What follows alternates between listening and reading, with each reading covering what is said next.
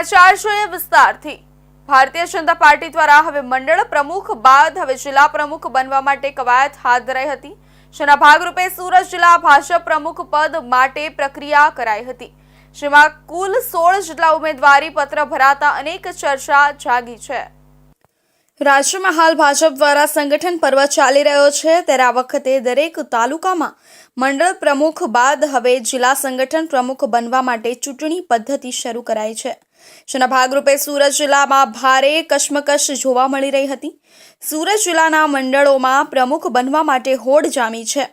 સુરત જિલ્લા ભાજપ કાર્યાલય ખાતે ચૂંટણી અધિકારીઓ સમક્ષ ફોર્મ ભરવા લાઈનો લાગી હતી, જેમાં જિલ્લા ભાજપ પ્રમુખ પદ માટે 16 જેટલા ઉમેદવારોએ પોતાની દાવેદારી રજૂ કરી હતી। આજે ભારતીય જનતા પાર્ટી સુરત જિલ્લાના આગામી સમયના નવા પ્રમુખ તરીકેની ચૂંટણી પ્રક્રિયાની કામગીરી મારી સાથે મારા 3 ચૂંટણી સહાયકો એની હાજરીમાં કરી ભારતીય જનતા પાર્ટી સુરત જિલ્લાના 16 કાર્યકર્તાઓએ ફોર્મ લીધા અને પરત કર્યા છે। પ્રદેશ ભાજપે નિર્ણય લીધા પ્રમાણે ક્રાઇટેરિયા બનાવ્યો છે પ્રમાણે 16 કાર્યકર્તાના ફોર્મ મંજૂર કર્યા છે। એ ક્રાઇટેરિયામાં આવે છે। મંજૂર થયેલા 16 ફોર્મ લઈને પ્રદેશ ભાજપની પાર્લામેન્ટરી બોર્ડની મિટિંગ જે થશે એમાં 6 તારીખે લઈને જવાનું છે અને ત્યાં બધું પુટઅપ કરીશું અને ત્યાર પછી પ્રદેશ ભાજપ એમની નિર્ણય પ્રક્રિયા કરીને આ જિલ્લા પ્રમુખની નામની વરણી કરશે, ડિક્લેર કરશે। ઘણા વર્ષોથી ધારાસભ્ય તરીકે બે વારની જવાબદારી નોંધાવી કામ કરી ચૂક્યા છે। પ્રજાની વચ્ચે રહેવાની આદત પડી ગઈ છે, પ્રજાના કામો કરવાની આદત પડી ગઈ છે।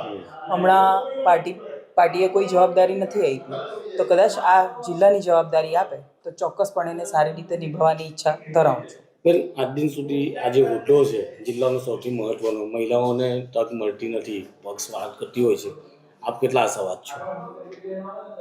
હું એવું માનું છું કે લેડીઝ કે જેન્ટ્સ એવું જરૂરી નથી કે કોઈ નથી, લેડીઝ આ જિલ્લો ચલાવી નથી શકતો।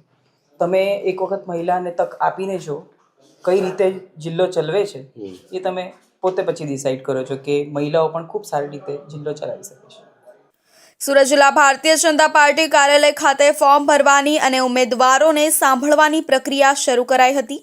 ચૂંટણી અધિકારી જીવરાજભાઈ, સહાયક ડોક્ટર શિરીષભાઈ ભટ્ટ, સહાયક ચૂંટણી અધિકારી કેતનભાઈ પટેલ તેમજ કમલેશભાઈ પટેલની ઉપસ્થિતિમાં કામગીરી કરાઈ હતી, જેમાં વર્તમાન પ્રમુખ ભરત રાઠોડ સહિત 16 જેટલા ઉમેદવારોએ જિલ્લા ભાજપ પ્રમુખ પદ માટે દાવેદારોએ ઉમેદવારી પત્ર ભરીને પોતાની દાવેદારી નોંધાવી હતી।